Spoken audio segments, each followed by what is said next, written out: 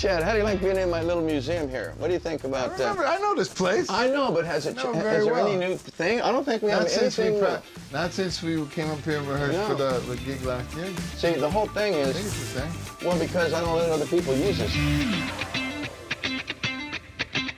Wait a minute. Wait, hold on. You're like You're this. still smoking. No, but Nancy hasn't cured you yet. Check this out. Ooh. Smokeless tobacco. Snuff. Check it out. It's like doing a fucking line of fucking gas. Oh, jeez. This'll last. This. Oh, I got a headache just looking at it. This'll last you like about. You're gonna do it? Chaz, stop it.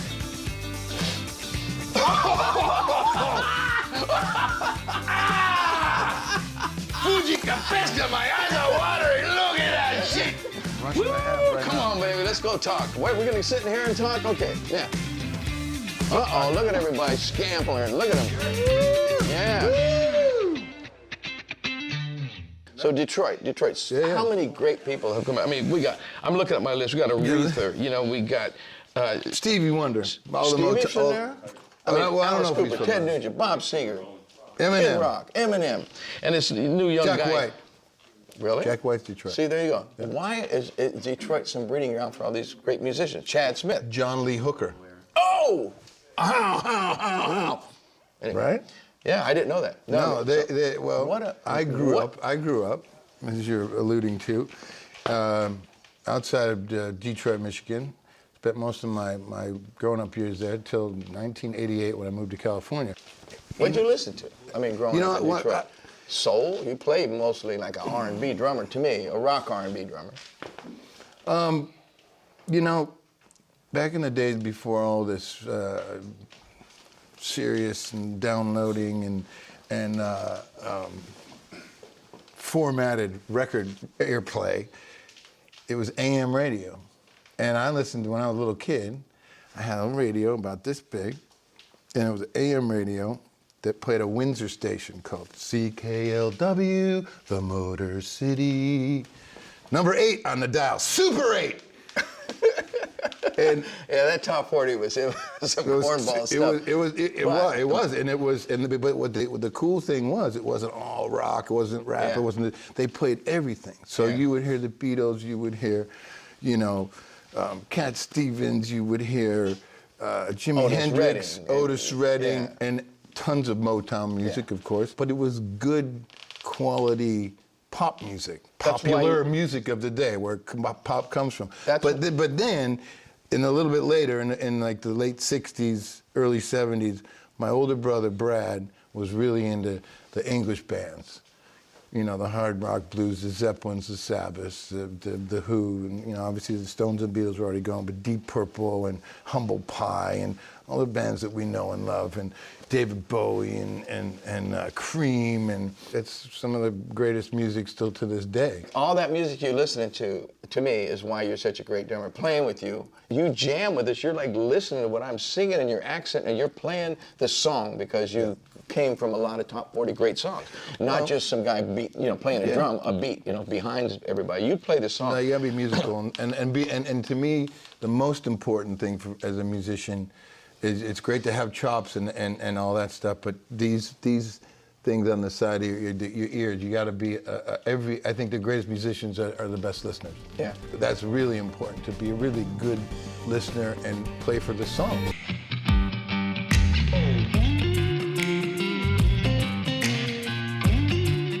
How do you decipher the difference between if you're going to play with the Dixie Chicks or Kid Rock or with Chickenfoot or with the Chili Peppers? All these people you play with more people than that. I mean, you played on every damn album on the planet. I'm like, man, Chad, that's why I would say, why do you work so hard? The passion and the fire of the way that I play my instrument is always going to be there no matter what kind of music I'm playing. From the quietest, most, delicate little thing, to the most big bombastic balls out kind of thing too. When I'm asked to play with other artists, like not with Chickenfoot because we're a band and so I get to, really insert my personality in our thing and that's that's encouraged. Everybody does their thing, and I think that's what's special about our band. Chemistry.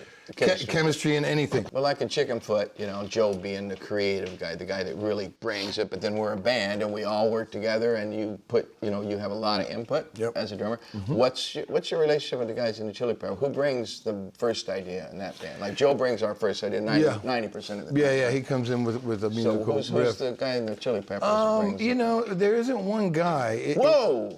There's not one guy. Which is interesting because it's probably, or two, or you know, it's not like I'm making Keith or Lennon or whoever. For the most part, it's music first and lyrics and melody later. But no one ever brings in a finished song idea. It's that's so weird. After all these years. No, I mean, that is so incredible that you guys get along well enough to do that. Most bands would be in a fist fight in 5 minutes if it was a free-for-all like that. I'm telling you, so much respect to you guys that you guys do it like that. I mean, that is, I mean, I don't think many other bands can do that. I mean, I just break up for guys coming in with a song. Guy comes in with one song and the guys won't do it. You know, they hear about the Eagles, you know. And my song. And the band breaks up because one guy tried to write a damn song in the band. Well, you know, it's a miracle what you guys are doing. I had no idea. Yeah, and I think that's part of a reason for longevity of our band. Yeah. How long do you think the Peppers can go? Fuck, I don't know. Isn't that crazy? You guys are bigger than you ever been. I'm so fucking tired.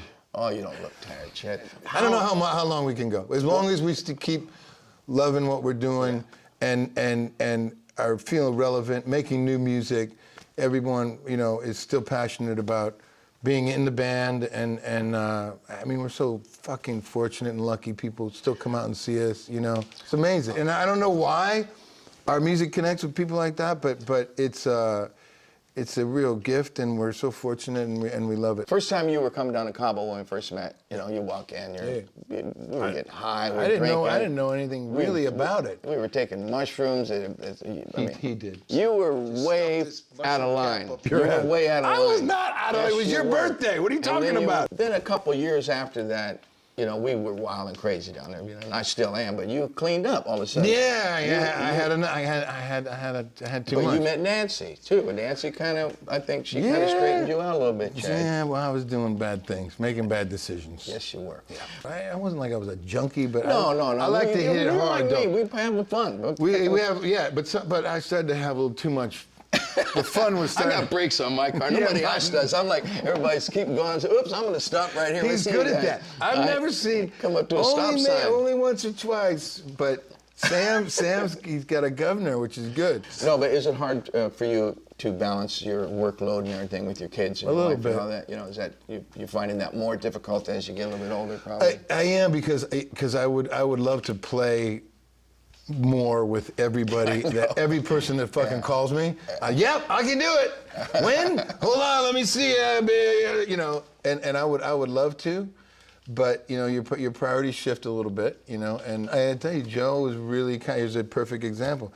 I need to be home and to be with my kids, and so Nancy was like, I was like, I really want to do this record, and she's like, well, is there any way you could do it here in L.A.? And Joe, Joe's Ben Grady's like, yeah, I can do it in L.A. So we're gonna do it. I wouldn't have. No, I would have said, get another guy.